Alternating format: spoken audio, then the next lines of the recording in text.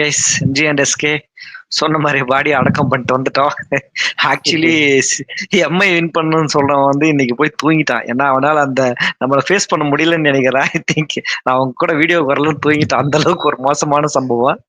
So என்ன day match வந்து ஒரு ஒரு அந்த எண்ட் ஓவர்ஸ்ல பார்த்தா ஓரளவு மேபி ஒரு ஒரு ஹார்ட் பிரேக் கொடுக்குற மாதிரி தான் வந்தாங்க. ஏன்னா எப்பவுமே சிஎஸ்கே மேட்ச்னா சேப்பாக்கில் நடக்கும்போதே நமக்கு ஈஸியா வின் பண்ற மேட்ச் கூட கொஞ்சம் கிரிட்டிக்கலா போய் தான் முடியும்.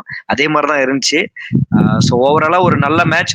First win for CSK. ஏன்னா எப்பவுமே ஒரு சீரீஸை வந்து வின்னோட ஸ்டார்ட் பண்ணும்போது ஒரு தனி போஸ்ட். ஏன்னா அந்த அந்த அது இந்த மாதிரி அதுவும் ஒரு மும்பை மாதிரி ஒரு 5 டைம் சாம்பியன்ஸ் டீம், உங்க ரிவால்டோட முக்கியமான ஒரு டீம் அப்படின்னு இருக்கும்போது அவங்கள நீங்க ஃபர்ஸ்ட் மேட்ச்ல பீட் பண்ணிட்டு வரும்போது உங்களுக்கு அடுத்த கட்டத்துக்கு போகும்போது இன்னும் கொஞ்சம் ஈஸியா இருக்கும்.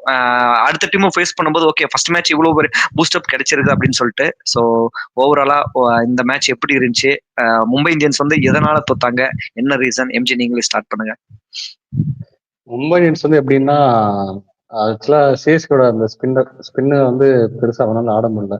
மொத்தமா சோக் பண்ணாங்க. நம்ம ஆல்ரெடி பேசினதான் இந்த கிரவுண்டுக்கு வந்து ஸ்பின் இருந்தா தான் எடுப்படுன்னு சொல்லிட்டு அவங்க சைடு பாத்தீங்கன்னா ஸ்பின்ன ஒரே ஒரு ஸ்பின்னர் சார்ட்டரோட வந்தாங்க. அப்புறம் புதுசா ஒரு இங்கிலீஷ் புத்தர் அவர் வந்து நல்லா பண்ணாரு. ஆக்சுவலா என்ன ப்ராப்ளம் அப்படின்னா, அவங்க சைடு வந்து விக்கெட்டுமே பால் சைடு வந்திருந்தா கூட பட் நல்ல ஒரு டோட்டல் தான் ஸ்கோர் பண்ணாங்க. ஒரு காம்படிட்டிவ் மாதிரி தான் இருந்துச்சு அந்த ஸ்கோர் கூட. பட் அதுவுமே சிஎஸ்கே வந்து ரொம்ப கம்ஃபர்டபுளா வின் பண்ண மாதிரி தெரிஞ்சு. இல்ல ஒரு ஹர்திக் பாண்டியா ஒரு பும்ரா இல்லாம இந்த அளவுக்கு ஒரு டஃப் கொடுக்கறதே வந்து பெரிய விஷயம். ஏன்னா கிட்டத்தட்ட 19 ஓவர் வந்துட்டாங்க. ஒரு 10 ரன் சேர்த்து அடிச்சிருந்தா மேபி ஒரு ஒரு குட் சான்சஸ் கூட இருந்திருக்கலாம். அது பும்ரா ஹர்திக் பாண்டியா இல்லாத ஒரு பெரிய இம்பாக்ட் நினைக்கிறீங்களா?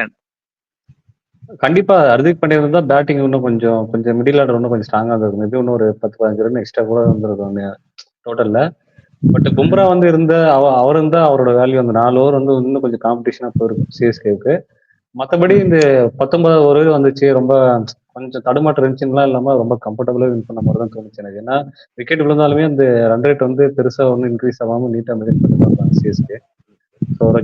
நீங்க கம்ஃபர்டபுளா வின் பண்ணணும்னு சொன்னீங்க, அதனால அதை ப்ரூவ் பண்ணி தான் ஆகணும்.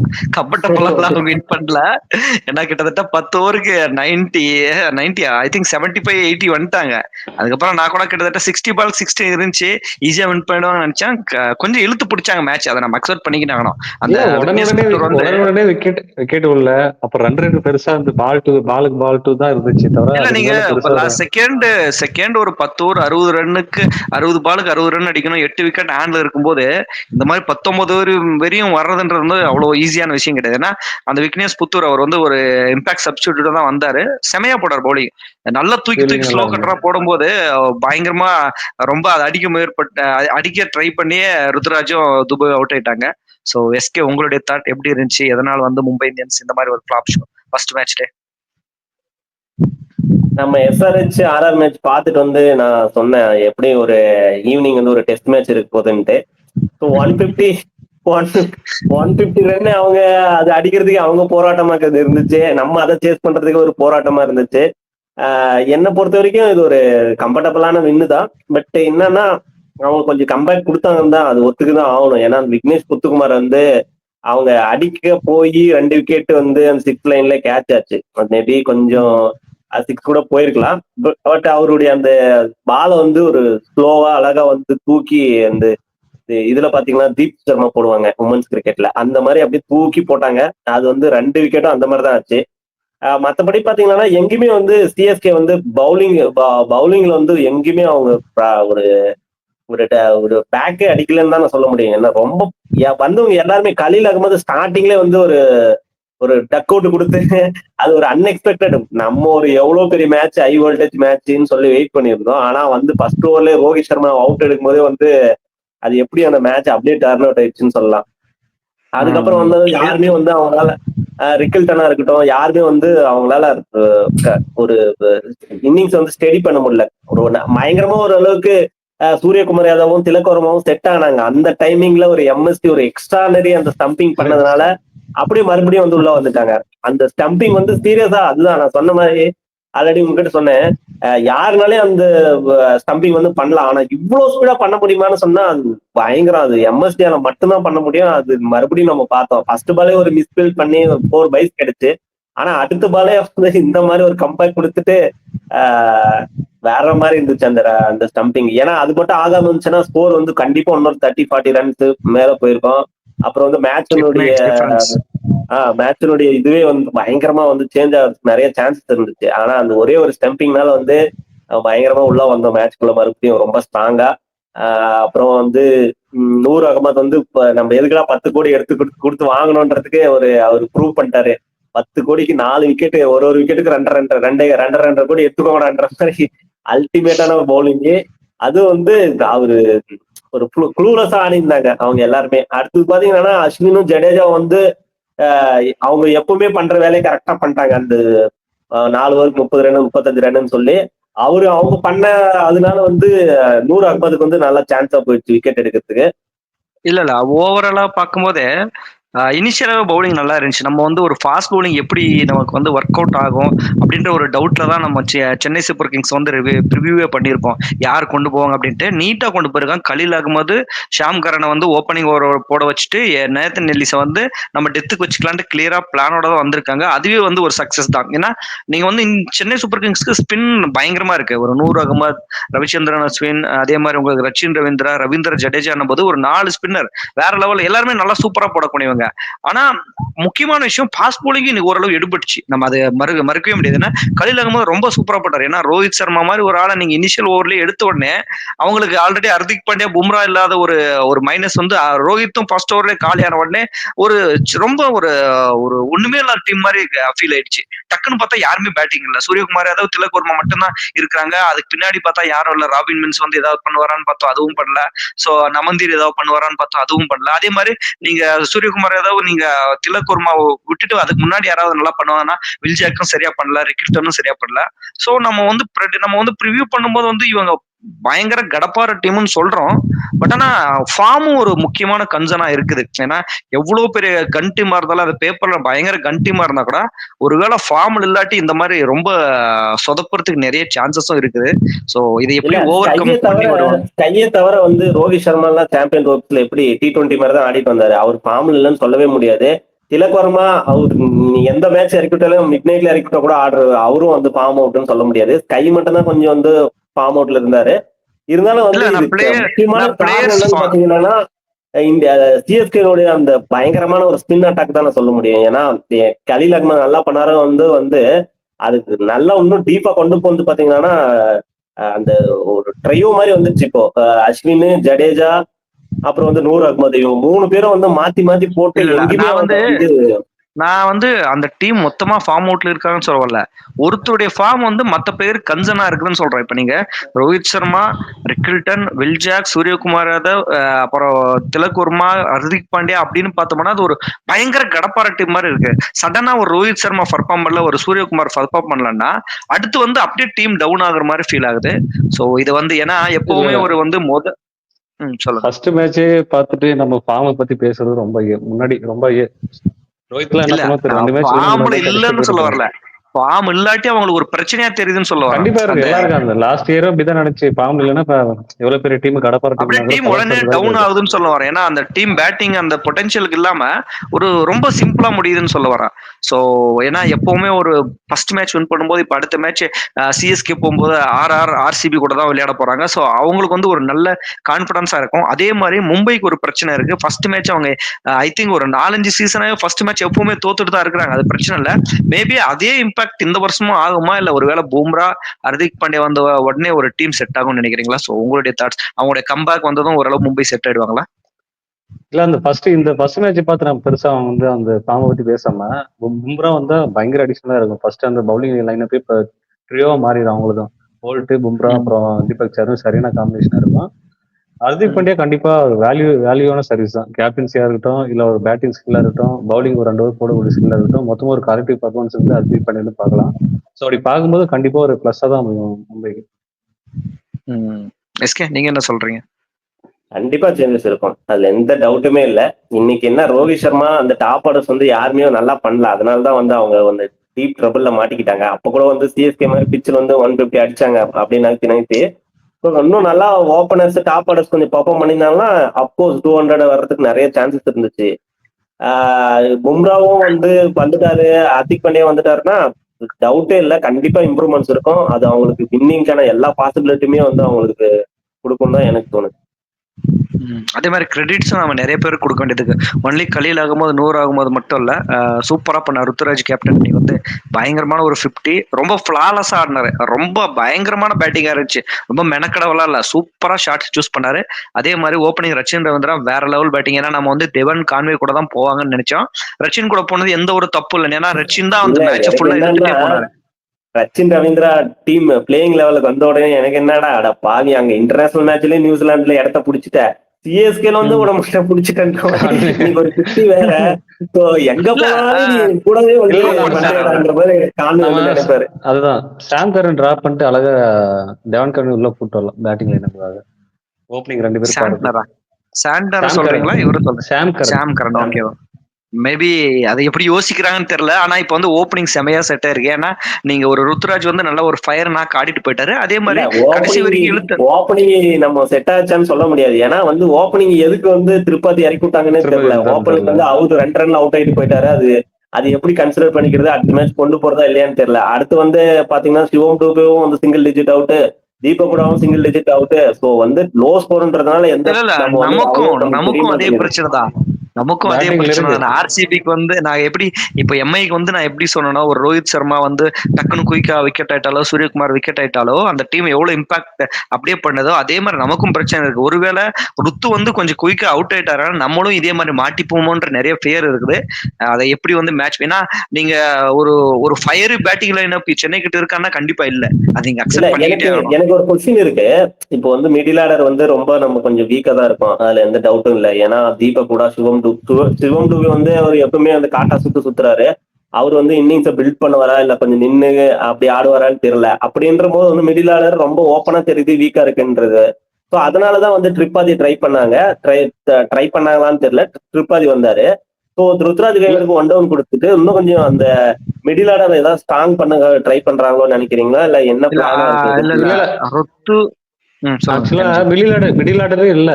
ராகுல் திருப்பதி வந்து டாப் ஆர்டர் தான். மிடில் ஆர்டர் எல்லாம் ஸ்ட்ராங்கா தான் இருக்கு. மிடில் ஆர்டர்ல யாரும் இல்லன்ற, ஜடேஜா இருக்காரு, தோனி இருக்காரு, இன்னொரு இவங்க எல்லாம் வந்து ஒரு 3 overs 4 hours ஒரு 30-40 அடிக்கிறதுக்கு அளவு ஓகே. நான் சொல்றது இமிடியேட்டா ஒரு 30க்கு 4 விக்கெட் ஆயிடுச்சு, அங்கிருந்து ஒரு யார் ஒரு 160க்கு எடுத்துட்டு போவாங்கன்றதா நம்மளோட கொஸ்டின். தோனி வந்து ஒரு குயிக் பிளேயர் ஆடுவாரு, ரவீந்திர ஜடேஜா வந்து ஒரு குயிக் பிளேயர் ஆடுவார், அதெல்லாம் ஓகே. ஒரு கொண்டு போறதுக்கு எந்த மாதிரி எதிர்பார்க்கறனா, ஒரு திலக் வர்மா மாதிரி, ஸ்கை மாதிரி, ஒரு இஷான் கிஷன் மாதிரி, அந்த மாதிரி ஒரு middle order strong middle orders இருக்கு இல்லையோ, அதை வந்து மேட்ச் அப் பண்றதுக்கு தான் வந்து ருத்ராஜ் இதுக்கப்புறம் 1 டவுன்ல ட்ரை பண்ணுவாங்களோன்னு கேட்கறேன். இந்த மாதிரி எப்பவுமே இல்ல, ருத்ராஜ் வர வேண்டியது இல்ல. வெளியே விஜய் சங்கர் இருக்காரு, அவருக்கு ரீப்ளேஸ்மெண்ட் போட்டுடலாம். ஊடா கூட பெர்ஃபார்மன்ஸ்ல விஜய் சங்கர் நீட்டா பண்ணிட்டு போறாரு. சோ ரீப்ளேஸ்மெண்ட்ல பிளேயர் இருக்கு. எப்பவுமே சிஎஸ்கே பக்கம் இந்த மாதிரி எக்ஸ்பிரசிவ் பேட்ஸ்மேன் இருந்தது இல்ல. அந்த அளவு வந்து பொட்டன்ஷியல் இருக்கிற அது வந்து குறையா வந்தது இல்ல ஒரு நாள். இல்ல ஓவராலா பார்க்க போனா ஐ திங்க் நம்ம ராகுல் ட்ரிபாதி உடனே நம்ம அவரை அவுட்டும் பண்ணிட முடியாது, கொடுத்து பார்ப்போம். ஏன்னா நம்ம அதே அந்த 1 டவுன் பிளேஸ்ல வந்து எஸ்ஆர்ஹெச்ல ஒழுங்கா பண்ணலன்னா அவங்களே வந்து இது பண்ணாங்க, கழட்டி விட்டுருக்காங்க. அப்படின்னும் போது வந்து இங்க சிஎஸ்கே ஏதாவது மாதிரி முன்னாடி மேட்ச் எழுதுமானே இமிடியேட்டா ரைட் ஆஃப் பண்ணிட முடியாது. வில்சி, ஏன்னா ஒரு 2-3 மேட்ச் பார்ப்பாங்க. சென்னையோட மேனேஜ்மெண்ட் உங்களுக்கு எப்பவுமே தெரியும், எடுத்த உடனே டீம் பிளேயர் எல்லாம் சேஞ்ச் பண்ண மாட்டாங்க. ஒரு 3-4 மேட்ச் அப்படியே கண்டினியூஸா கொடுப்பாங்க. ஏதாவது ஒண்ணு செட் ஆகும்னு நம்பலாம், அப்படி இல்லாட்டி தான் அவங்க தேவான் கான்வே பத்தி யோசிக்க வேண்டியதா இருக்கும். பட் ஓவராலா பார்த்தா எல் கிளாசிக்கோ ஒரு ஒன் சைடு கேம் மாதிரி இருந்து கடைசியா கொஞ்ச நேரம் டபுள் சைடு கேம் மாதிரி ஆச்சு. பட் இருந்தாலும் most of the time Chennai வந்து செம்மையா டாமினேட் பண்ணாங்க. ஒரு சூப்பரான மேட்ச் பார்த்தோம். ஒரு சிஎஸ்கே ஒரு கங்க்ராச்சுலேஷன் சொல்லிட்டு, அதே மாதிரி மும்பையும் வந்து கம்பேக் ஈஸியா கொடுத்துருவாங்கன்னு நினைக்கிறேன். ஏன்னா அடுத்த மேட்ச்ல ஹார்திக் பாண்டியா நீங்க அதுக்கப்புறம் கொஞ்சமா பும்ரா ரிகவர் ஆயிட்டு வந்துட்டா கொஞ்சம் கம்பேக் கொடுத்துருவாங்க. கம்பேக் எப்படியும் கொடுத்துருவாங்க. வில்சி, நாளைக்கு வந்து ஒரு பயங்கரமான மேட்ச் இருக்கு, டிசி விசஸ் எல்எஸ்ஜி. இது எப்படின்னா அப்படியே கேப்டன்ஸை ஸ்வாப் பண்ண மாதிரி ஆயிடுச்சு. ஆனா அவர் கேப்டன் கொடுக்கல ராகுலுக்கு, ஆனா பிளேயர்ஸ் அப்படியே ஸ்வாப் ஆயிருக்காங்க. ஒரு கேஎல் ராகுல் வந்து டிசிக்கு போயிட்டு, ரிஷப் பண்ட் வந்து கிட்டத்தட்ட highest bidder of the IPL இந்த 18 சீசன்ல அவர் தான் ஹையஸ்ட் பிட்டர். அப்படி ஒரு டீம் எடுத்து வச்சிருக்காங்க. ஸோ மேட்ச் நடக்கிறது வந்து ஐ திங்க் உங்களுக்கு தெரியும், டெல்லியில வந்து மேட்ச் நடக்க முடியாது. ஏன்னா ஏர் பொல்யூஷன் வந்து ஜாஸ்தி இருக்கிறதுனால இப்ப விசாகப்பட்டினம் தான் அவங்களுக்கு ஹோம் கிரவுண்டா இருக்கு. விசாகப்பட்டினம் பாரடைஸ் எப்படி நம்ம வந்து ராஜீவ்காந்தி ஸ்டேடியம் சொல்றோமோ ஹைதராபாத்ல, அதுக்கு சற்றும் குறைவில்லாத ஒரு டீம் தான் வந்து ஒரு ஒரு பிட்ச் தான் வந்து உங்களுக்கு இதுவும் வந்து விசாகப்பட்டினமும் ராஜீவ்காந்தி ஸ்டேடியம் என்ன சொன்னமோ அதுதான் விசாகப்பட்டினம் ஸ்டேடியமுக்கு சொல்ல போறோம். அப்படி இருக்கும்போது வந்து எப்படி இருக்கும், அதாவது ஒரு எல்எஸ்ஜி வந்து ஈஸியா வின் பண்ணுவாங்க. ஏன்னா அந்த கிரவுண்ட்ல லாஸ்ட் இயர் வந்து ரிஷப் பந்த் ஆடி இருக்காரு, அதனால அவருக்கு ஓரளவு தெரியும். சோ யார் கை ஓங்கி இருக்கும்னு நினைக்கிறீங்க? ஏன்னா டீம் காம்பினேஷன் பாத்தீங்கன்னா கொஞ்சம் ஸ்லைட் அப்பர் ஹேண்டா டிசி இருக்கிற மாதிரி, கொஞ்சம் எல்எஸ்ஜி கீழே இருக்கிற மாதிரி எனக்கு ஃபீல் ஆகுது. சோ உங்களுடைய தாட்ஸ் எம்ஜி, நீங்களே ஸ்டார்ட் பண்ணுங்க. கண்டிப்பா டிசி தான் வந்து பாத்தீங்கன்னா கை ஓங்கி இருக்கு. எப்படி பாத்தீங்கன்னா பவுலிங் எடுத்துனா கூட பாத்தீங்கன்னா எல்எஸ்ஜி கிட்ட சுத்தமா இல்ல. பவுலிங் லைனும் பயங்கர வீக்கா இருக்கு. எனக்கு தெரிஞ்சு இருக்கிற அந்த 10 டீம்ல அவங்க தான் பவுலிங் பயங்கர வீக்கா இருக்கு. அதே டிசிடி எடுத்தீங்கன்னா ஒரு ஸ்டார்க் இருக்காரு, நட்டு இருக்காரு, அதாவது எஸ்ஆர்ஹெச் மிஸ் பண்ண நட்டு இருக்காரு, ஸோ குல்தீப் இருக்காரு. இந்த மாதிரி ஒரு மோகித் சர்மா அந்த மாதிரி காம்பினேஷன்ல பயங்கர ஸ்ட்ராங்கா இருக்கு வந்து பவுலிங் லைனப். எல்எஸ்ஜிட்ட வந்து அந்த அளவுக்கு ஸ்ட்ராங்கா இல்லை. அவங்க கிட்ட பேட்டிங் வந்து ஒரு எக்ஸ்பிரஸா இருந்தாலும் பாத்தீங்கன்னா பவுலிங் வந்து ரொம்ப வீக்கா இருக்கு. டிசி கிட்ட ப்ராப்பரா பாத்தீங்கன்னா டீசெண்டா இருக்கு பேட்டிங் லைனப், அது ஒன்றும் பிரச்சனை இல்லை. கண்டிப்பா எல்எஸ்சி டிசி தான் கொஞ்சம் வின் பண்றதுக்கான வாய்ப்பு நிறைய இருக்கு. இல்ல முக்கியமான விஷயம், அவங்களுக்கு எடுத்த 3 பவுலர் இன்ஜுரி. மொஷின் கான் இல்ல, ஆவேஷ் கான் இல்ல, இன்னொரு பவுலரும் இல்ல. 3 பேருமே இன்ஜுரி. ஃபர்ஸ்ட் மேட்ச் அவைலபிள் இல்ல. நாளைக்கு அவங்க சர்துல் தாகரோட போறாங்க. அதுதான் உண்மையா. நேத்து தான் அவர் வந்து டீம்ல ஜாயின் பண்ணாரு. நாளைக்கு அவருக்கு மேட்ச் கொடுக்க போறாங்க. சோ அவங்களுடைய பவுலிங் லைனப் ஒரு பெரிய பிரச்சனைனாலும் அது நம்ம முன்னாடியே பேசிட்டோம். ஓப்பனிங் யார் கூட போவாங்க? ஏன்னா இப்ப நீங்க ஒரு டிசிக்கு எடுத்தீங்கன்னா ஓப்பனிங்ல நிறைய காம்பினேஷன் இருக்கு. மோரலஸ் கன்ஃபார்ம் ஆயிடுச்சு. ஃபேப்பும் வந்து ஜேசர் இவரும் தான் வந்து ஓப்பனிங் இறங்க போறாங்க. அது எந்த வித கன்ஃபியூஷனும் கிடையாது. அதுக்கு அடுத்து வந்து உங்களுக்கு அபிஷேக் போரல் தான் ஒன் டவுன் இறங்க போறாரு. நம்பர் 4 தான் கேஎல் ராகுல். அது ஆல்ரெடி அனௌன்ஸ் பண்ணிட்டாங்க. அவர் ஓப்பனிங் ஆட போறாரு, இந்த வருஷம் ஃபுல்லா மிடில் ஆடுறாங்க. சோ அவங்களுடைய டாப் 4 வந்து வேற லெவல்ல இருக்கு.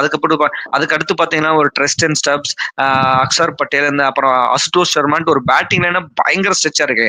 பட் நீங்க அதே மாதிரி எல்எஸ்டி பக்கம் பாத்தீங்கன்னா ஓப்பனிங்கே உங்களுக்கு டவுட்.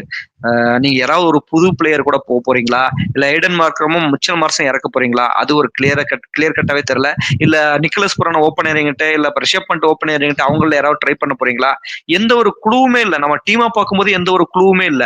சோ அப்படி இருக்கும்போது எல்எஸ்ஜி ரொம்ப ஒரு வீக்கான டீம் மாதிரி எனக்கு ஃபீல் ஆகுது. எஸ்கே, உங்களுடைய தாட்ஸ்?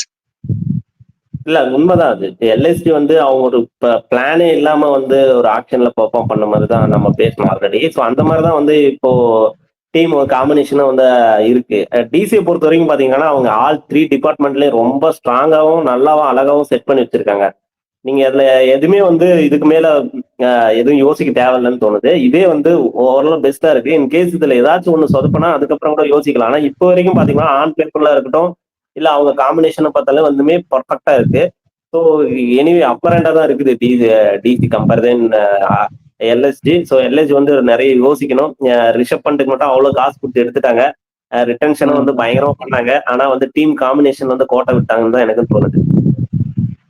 ஏன்னா அது வந்து நீங்க ஒரு பிளேயரை வச்சு பிக் மேட்ச் ஒரு ஒரு ஒரு 3 மேட்ச் சீரிஸ் விளையாடலாம். பட் 14 மேட்ச் ஆடும்போது கண்டிப்பா ஒரு பிளேயர் நம்பி ஒரு பெரிய டீம் நம்பி போறது ரொம்ப கஷ்டமான விஷயம். அதே மாதிரி பயங்கரமான ரிவால்டரி இருக்குது ராகுலுக்கும் எல்எஸ்ஜிக்கும். இப்போ லாஸ்ட் இயரே அந்த ஒரு இஷ்யூ எல்லாம் ஆச்சு. அவரும் கொஞ்சம் வெறித்தனமா தான் இருப்பாரு. மிடில் ஆர்டர் அவருக்கு வந்து ஒரு நியூ பொசிஷன். அவர் ஆர்சிபில தான் மிடில் ஆர்டர் ஆடினாரு. அதுக்கப்புறம் அவர் கிங்ஸ் 11 பஞ்சாபா இருக்கட்டும், எல்எஸ்ஜியா இருக்கட்டும், ஓப்பனிங் தான் விளையாடினாரு. கேப்டனும் பதவியும் இல்லாதனால இப்ப இன்னும் கொஞ்சம் ஃப்ரீயா இருக்கிறனால இன்னும் சூப்பரா ஆடுவாருன்னு நினைக்கலாம். So prediction time. ஸோ கண்டிப்பா எஸ்கே அண்ட் எம்ஜி நீங்க டிசி பக்கம் தான் போவீங்கன்னு நினைக்கிறேன். ஏன்னா நீங்க அந்த அளவுக்கு கான்ஃபிடண்டா இருக்கீங்க. கண்டிப்பா நானும் டிசியை தான் முழுசா நம்புறேன். ஏன்னா அவங்களுடைய நீங்க சொன்ன மாதிரி தான் டாப் 7 பேட்டிங் இருக்கு, பவுலிங் எல்லாமே இருக்கு. நீங்க ஃபீல்டிங்ல சொல்லவே தேவையில்ல. பேப், அதே மாதிரி ஜேசர் அவரு, அதுக்கப்புறம் ராகுல் எல்லாருமே வந்து பயங்கரமான செட்டா இருக்கிறதுனால ஐ திங்க் ரொம்ப ஈஸியா வின் பண்ணிடுவாங்கன்னு நினைக்கிறேன். பட் ஏதாவது சேஞ்சஸ் நடக்குமான்னு தெரியல. ஃபேண்டசி 11. ஸோ உங்களுடைய 4 பெரிய பிளேயர்ஸ்னா நாளைக்கு வந்து யார் பயங்கரமா ஸ்கோர் பண்ணுவான்னு நினைக்கிறீங்க எஸ்கே? அதான் ரிஷப் பண்ட் வந்து நான் எல்ஐசில இருந்து எடுத்துக்கிறேன். அப்புறம் இன்னும் 3 பேர் வந்து நான் டிசிக்கு தான் போறோம். ஒன்னு வந்து பாத்தீங்கன்னா கேஎல் ராகுல், அக்ஷர் பட்டேல், மிசில் ஸ்டார். ஓகே, நல்ல டீம். ஸோ எம்ஜி, உங்களுடைய தாட்ஸ்? எல்ஐஜில இருந்து நிக்கோலஸ் புரோனு, அப்புறம் டேவிட் மில்லர் 2 பேரும் சூஸ் பண்ணிட்டு, டிசில இருந்து டேப், அப்புறம் கேஎல் இருந்து சூஸ் பண்ணாங்க. பவுலிங்ல இருந்து குல்தீப். ஓகே. இல்ல நல்ல டீம் தான். முக்கியமான விஷயம் என்னன்னா, இது பேட்டிங் பாரடைஸ் இருக்கிறதுனால நீங்க பவுலிங் சூஸ் பண்ணல. ஐ ஹோப் நம்ம எப்படி எஸ்ஆர்ஹெச் சொன்னோமோ, இந்த வந்து இங்க பவுலிங் நீங்க எடுத்தாலும் எடுபடாதுன்ற மாரி சொன்னோமோ, அந்த மாரி தான் விசாகப்பட்டினம் இருக்குமான்னு கரெக்ட்டா தெரியல. ஏன்னா எஸ்ஆர்ஹெச் வந்து கிளியரா சொல்லிடலாம். அங்க வந்து பவுலிங் எடுபடாதுன்னு நேத்தே சொல்லிட்டோம். ஏன்னா எப்படி போட்டாலும் அடிக்க போறாங்க. ஆனா விசாகப்பட்டினம் வந்து ஓரளவு கை குடுக்கும்னு தான் நினைக்கிறேன். எல்லா மேட்சுமே நீங்க அவ்வளவு ஸ்கோர் பண்ண முடியாது. ஓரளவு பேட்டிங் பாரடைஸ் தான். ஆனா பவுலிங் பேட்டுக்கு ஒரு ஒரு ஈக்குவல் ஒரு 60-40 கண்டெஸ்ட் இருக்கு. ஸோ வில் சி எப்படி பர்ஃபார்ம் பண்ண போறாங்கன்ட்டு. நம்ம சொல்ற மாதிரி டிசி தான் வின் பண்ணுவாங்களா, இல்ல எல்எஸ்ஜி வந்து நீங்க என்னடா நாங்க சொல்றது, நாங்க நாளைக்கு ஒரு சர்ப்ரைஸ் கொடுக்குறோம் அப்படின்னு சொல்லிட்டு வேற ஏதோ பிளான் வச்சிருக்காங்க. நாளைக்கு மேட்ச் பார்த்தா தான் தெரியும். ஸோ எல் கிளாசிக்கோ முடிச்சிட்டோம். நாளைக்கு மேட்ச் இதே மாதிரி ரிவ்யூ பண்றதுல உங்களை சந்திக்கிறேன். பாய்.